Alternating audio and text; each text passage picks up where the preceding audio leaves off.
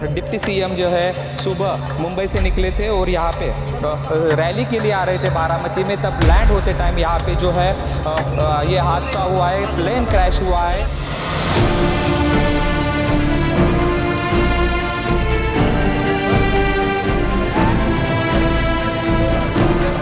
अजीत पवार का विमान जहां पर अपघातग्रस्त हुआ है वहां पर ये हालात हम देख सकते हैं।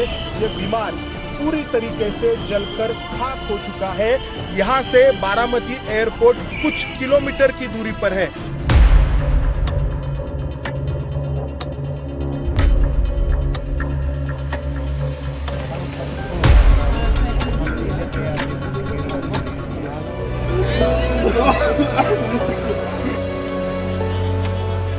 बहुत ही आज महाराष्ट्र के लिए एक काला दिन कहूँ। व्यक्तिगत मेरे लिए वो एक बहुत ही दमदार और दिलदार इस प्रकार के मित्र थे।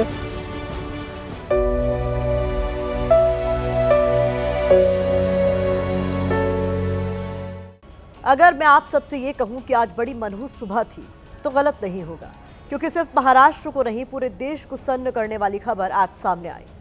सुबह करीब 8:10 पर महाराष्ट्र के डिप्टी सीएम अजीत पवार ने बारामती के लिए अपने चार्टर प्लेन से उड़ान भरी थी, लेकिन करीब 36 मिनट बाद लैंडिंग से ठीक पहले अजीत पवार का प्लेन क्रैश कर गया और डिप्टी सीएम अजीत पवार समेत 5 लोगों की इस हादसे में मौत हो गई।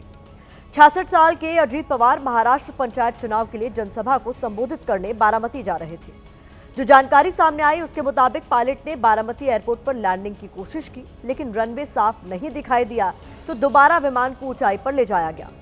एक बार फिर से लैंड करने की कोशिश की गई, लेकिन विमान रनवे से पहले ही गिर गया और उसमें आग लग गई। पूरा विमान जलकर खाक हो गया। शवों की पहचान कर पाना मुश्किल था। डिप्टी सीएम अजीत पवार के शव की पहचान उनके हाथ में मौजूद घड़ी से की गई।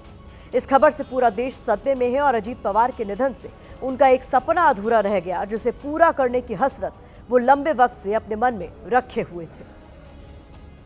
हर एक को पॉलिटिक्स में जब वो आते हैं तो हर एक का एक रहता है कि अपने को ये मिनिस्टरशिप या चीफ मिनिस्टरशिप हासिल होनी चाहिए। आपकी स्क्रीन पर मौजूद महाराष्ट्र के डिप्टी सीएम रहे अजीत पवार का ये बयान करीब 14 साल पुराना है। हर एक को पॉलिटिक्स में जब वो आते हैं तो हर एक का एक रहता है कि अपने को ये मिनिस्टरशिप या चीफ मिनिस्टरशिप हासिल होनी चाहिए। साल 2012 में यानी 14 साल पहले उन्होंने अपने सीएम वाली हसरत को बयान किया था, लेकिन उनका ये सपना अधूरा ही रह गया।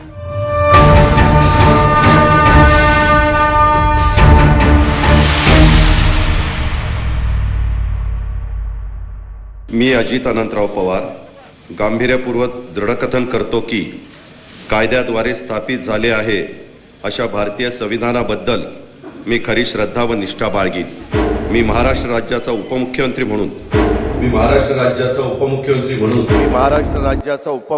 म्हणून राजनीतिक दांवपेच, चाचा की विरासत को संभालने की महत्वाकांक्षा और फिर बगावत। अजीत पवार ने सब कुछ किया, लेकिन उन्होंने 6 बार महाराष्ट्र के डिप्टी सीएम के तौर पर ही शपथ ली। वो कभी भी महाराष्ट्र का मुख्यमंत्री नहीं बन पाए। 2004 में भी हमारे सबसे ज्यादा विधायक चुन के आए थे 71 और कांग्रेस के 69। तब सोनिया जी कांग्रेस पार्टी की प्रमुख थी, तो उन्होंने कांग्रेस के लोगों को बताया था कि जिसके ज्यादा विधायक उसका चीफ मिनिस्टर बनेगा। अभी एनसीपी का चीफ मिनिस्टर बनेगा, लेकिन बाद में क्या हुआ मालूम नहीं।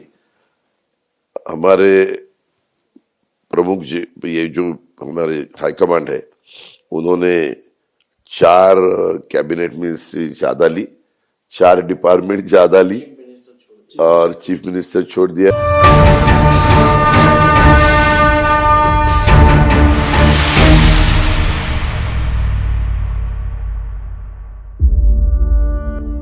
अजीत पवार महाराष्ट्र की राजनीति का वो कद्दावर चेहरा थे जिनके भीतर असीम संभावनाएं देखी जा रही थी।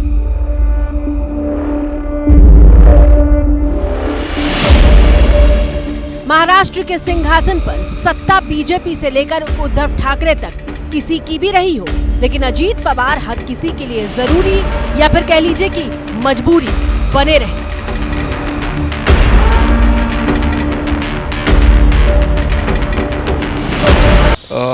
उनके उप मुख्यमंत्री कार्यकाल में मैंने मंत्री के रूप में काम किया। मैं मुख्यमंत्री था तभी उन्होंने उप मुख्यमंत्री के रूप में काम किया। 66 साल के अजीत पवार का कद क्या था, उसे इस बात से समझिए कि महाराष्ट्र की राजनीति में बेहद कम ऐसे नेता हुए हैं जिनका असर सत्ता के गलियारों से लेकर गांव की चौपाल तक महसूस किया जाता हो। अजीत पवार के बारे में कहा जाता है कि वो ऐसे नेता थे जो स्पष्ट बात करने में यकीन करते थे, गोलमोल जवाब देने से वो परहेज करते थे। आप और अजीत दादा पवार साहब भी कल डिप्टी सीएम पद की शपथ लेंगे? अरे भैया, अभी तो कहा, देवेंद्र जी ने भी कहा, मैं भी कह रहा हूँ, रुको थोड़ा, अभी शाम तक रुको, अभी कल शपथ ली है ना। उनका समझ में आएगा, मैं तो लेने वाला हूँ। महाराष्ट्र नगर निगम चुनाव से ठीक पहले इसी महीने एबीपी न्यूज को इंटरव्यू देते हुए अजीत पवार ने कहा था कि वो बहुत अलग तरह की राजनीति करते हैं। एक स्टेटमेंट करनी चाहिए, एक स्टेटमेंट, मैंने कोई कास्ट के ऊपर किया होगा तो मैं पॉलिटिक्स छोड़ दूंगा। मैं बहुत अलग आदमी हूं, मेरी जिंदगी में ऐसा होने वाला नहीं है। मैं कल भी सेक्युलर था, आज भी सेक्युलर हूं, आगे भी सेक्युलर रहेगा। अजीत अनंतराव पवार, जिन्हें हर कोई सम्मान में दादा कहकर बुलाता था। मेरा मुलगा आता नासाला प्राथमिक शाळेतून त्याला नासाला सिलेक्शन झालं। दादांनी जेडपीच्या माध्यमातून 14 लाख रुपये खर्च होता। माझी मीडियम परिस्थिती, पण मला 17,000 विद्यार्थ्यातून ये कह रहे कि इनका लड़के का सिलेक्शन नासा के लिए हुआ था और उनको 14 लाख की मदद की थी, तो ये आपके ऋण है? तो मैं डॉक्टर संचेती हूँ और मेरा एडमिशन और मेरा सब कुछ उन्होंने ही किया है। आज वो है तो सब कुछ है, यानी आपका कॉलेज का एडमिशन उन्होंने ही किया है। और अभी आप डॉक्टर है, मैं 15 साल से प्रैक्टिस कर रहा है और वो उन्होंने बहुत कुछ डेवलपमेंट किया है बारामती के लिए।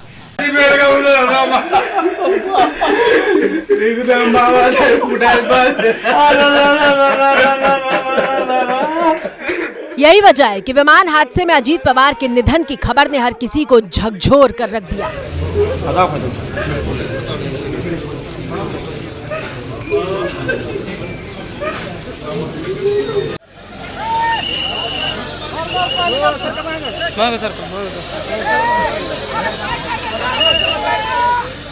आपकी स्क्रीन पर मौजूद ये तस्वीरें अजीत पवार के उसी विमान की हैं जो हादसे का शिकार हुआ। पूरा विमान जलकर खाक हो चुका था। अब ये मलबा आप देख सकते हैं पूरी तरह से क्षतिग्रस्त हो गया है। थोड़े से हमको एयरक्राफ्ट के टुकड़े यहाँ पर दिख रहे हैं। ब्लैक बॉक्स शायद रिट्रीव किया गया, ऐसी जानकारी मिल रही है और कोशिश यही है कि इस हादसे की सही वजह तक पहुंचा जाए। हादसे के वक्त की सीसीटीवी में कैद हुई तस्वीरें देखिए।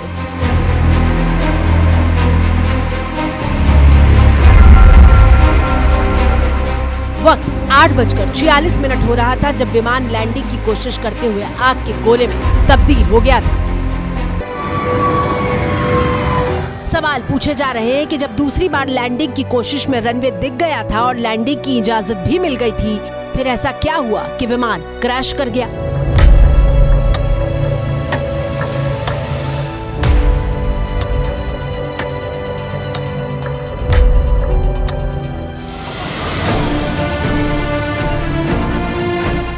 चश्मदीदों ने मलबे से लाशों को बाहर निकाला। कुछ इस तरह से कंबल में लपेटकर अजीत पवार और बाकी लोगों के शवों को अस्पताल पहुंचाया गया।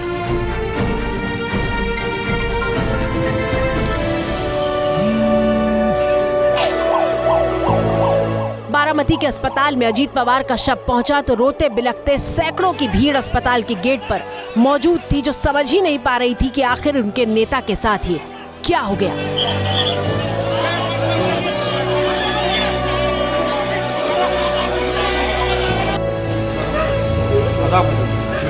अजीत पवार के निधन की खबर से महाराष्ट्र में तो हड़कंप मच गया।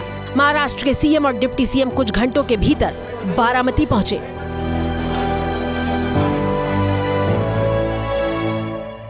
सुबह उन्होंने 6 बजे अपॉइंटमेंट दी हुई, ये भी इस राज्य के अधिकारियों को पता है। एक समय को बहुत ही महत्व देने वाले, एक कद्दावर, बहुत ही कर्मठ नेता जो है, समय सूचकता रखने वाले नेता जो है, ये नेता हमारे में से अभी नहीं रहे और ये हमारा और महाराष्ट्र का, उनके परिवार का बहुत काफ़ी बड़ा नुकसान हुआ है। आपकी स्क्रीन पर मौजूद ये अजीत पवार की आखिरी कैबिनेट मीटिंग की तस्वीर है जो मंगलवार को हुई थी। कौन जानता था कि महाराष्ट्र सरकार में डिप्टी सीएम के तौर पर वो आखिरी बार फैसला ले रहे हैं। हम दोनों ने साथ में काफ़ी संघर्ष का काल भी देखा है और अब दृढ़ता के साथ महाराष्ट्र के विकास में जब वो योगदान दे रहे थे और एक बहुत लंबी पारी वो खेलेंगे ऐसी परिस्थिति थी, ऐसे समय उनका निकल जाना, मैं ऐसा मानता हूं कि इसके लिए हमारे पास कोई शब्द भी नहीं है। हर किसी को लगता था कि अजीत पवार अभी बहुत लंबी पारी खेलेंगे। अजीत पवार डिप्टी सीएम थे, लेकिन वो इस एक हाथ के फासले को कम करना चाहते थे। अजीत दादा महाराष्ट्र का मुख्यमंत्री बनना चाहते थे।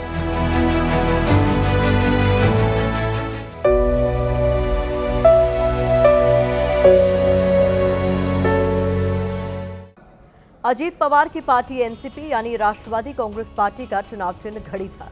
अजीत पवार वो नेता थे जो वक्त के पाबंद माने जाते थे, अनुशासन के लिए वो जाने जाते थे। ये बात बताते हुए भी तकलीफ हो रही है कि विमान जलने के बाद शवों की पहचान इतनी मुश्किल हो गई थी कि अजीत पवार को उनके हाथ में बंधी हुई घड़ी से पहचाना गया था। अगर ये घड़ी न होती तो फिर पहचान के लिए डॉक्टरों को डीएनए टेस्ट का सहारा लेना पड़ सकता था। और देखिए, वो घड़ी ही चुनाव चिन्ह था जिसकी विरासत को हासिल करने के लिए अजीत पवार ने अपने चाचा और राजनीतिक गुरु शरद पवार से बगावत की थी। अजीत पवार की गिनती महाराष्ट्र के सबसे लंबे समय तक डिप्टी सीएम रहने वाले नेता के तौर पर की जाती है। अलग अलग सरकारों में अजीत पवार ने कई बार ये पद संभाला और मौजूदा वक्त में चाचा से बगावत के बाद पार्टी पर उनका पूरी तरह से कंट्रोल हो गया था। लेकिन ये चर्चा भी तेज थी कि चाचा भतीजा फिर से साथ आ सकते हैं। IAS IPS असेल तर 60व्या वर्षी रिटायर होतात.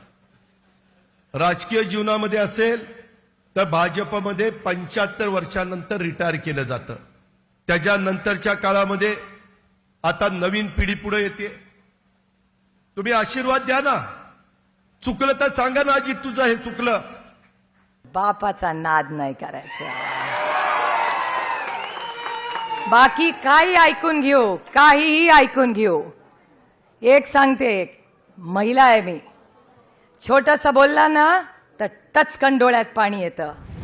साल 2024 में भाई और बहन के बीच शरद पवार के नाम पर तकरार हो रही थी।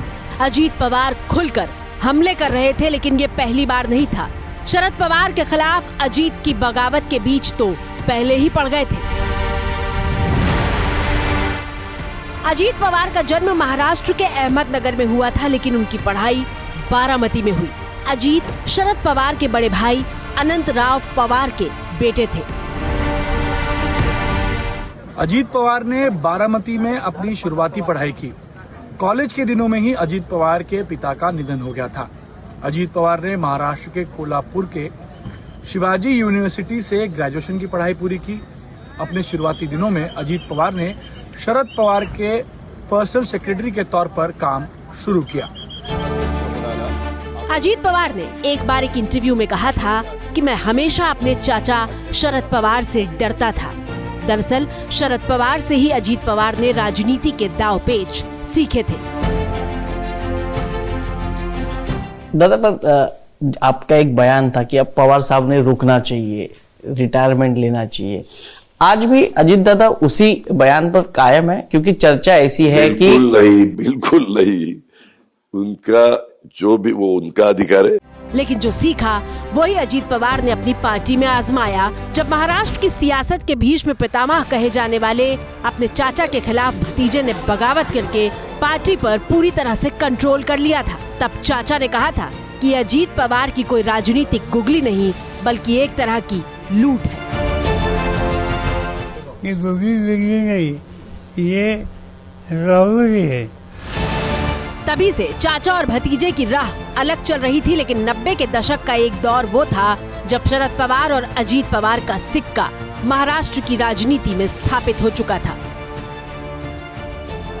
ये वो वक्त था जब चाचा शरद पवार केंद्र की राजनीति में सक्रिय थे और भतीजे अजीत पवार महाराष्ट्र का किला संभाल रहे थे। मराठवाड़ा में पवार परिवार ही महाराष्ट्र की राजनीति का सब कुछ था। छोटे और बड़े पवार की ही तूती बोलती थी, लेकिन एक कसक के साथ अजीत पवार इस दुनिया से चले गए। कसक सीएम बनने की। अजीत दादा पवार मंत्री कई बार रहे, यहां तक कि डिप्टी सीएम भी 1-2 बार नहीं बल्कि 6 बार बने।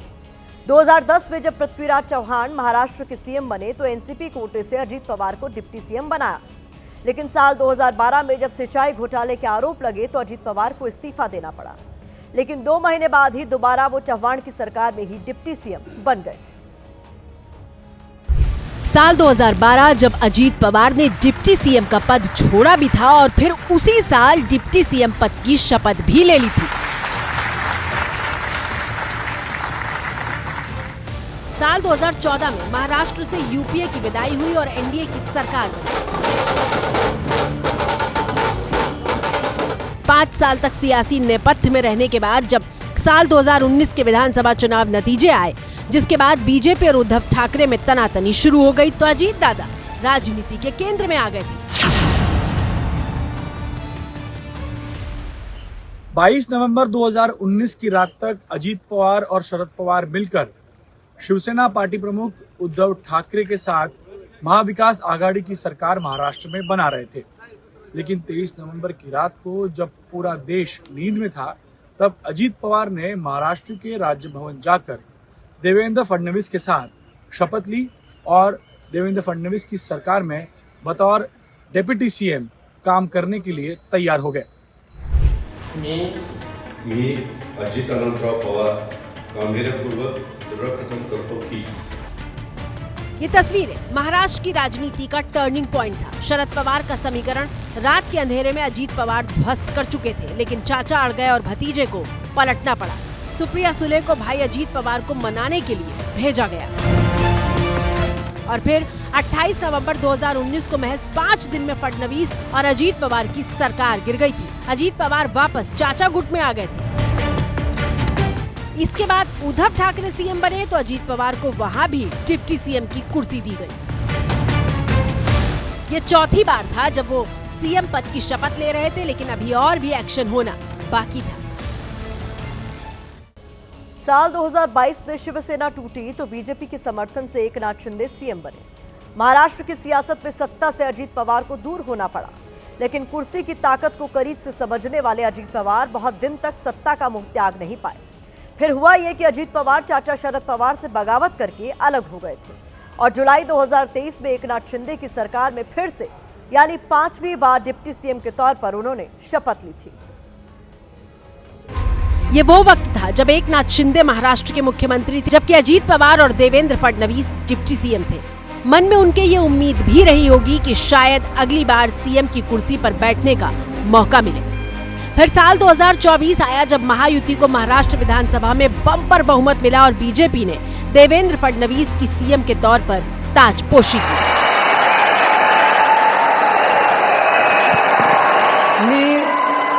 देवेंद्र सरिता गंगाधरराव फडणवीस ईश्वर साक्ष से शपथ घेतो की। लेकिन इस बार यानी छठी बार भी अजीत पवार को डिप्टी सीएम की कुर्सी से ही संतोष करना पड़ा था। मी अजित आशाताई अनंतराव पवार गांभीर्यपूर्वक प्रतिज्ञा करतो की अजीत पवार कुल मिलाकर 3201 दिनों तक महाराष्ट्र में डिप्टी सीएम की कुर्सी पर रहे। उन्होंने सबसे ज्यादा बार उप मुख्यमंत्री की कुर्सी पर बैठने का रिकॉर्ड बनाया, लेकिन मन में मलाल रह गया कि सीएम की कुर्सी नहीं मिली। महाराष्ट्र में 3 दिन का शोक घोषित किया गया है और कल सुबह 11 बजे अजीत पवार का अंतिम संस्कार किया जाएगा। इसी के साथ मुझे दीजिए इजाजत। कल रात 8 बजे भारत की बात पे आप सभी से फिर होगी मुलाकात।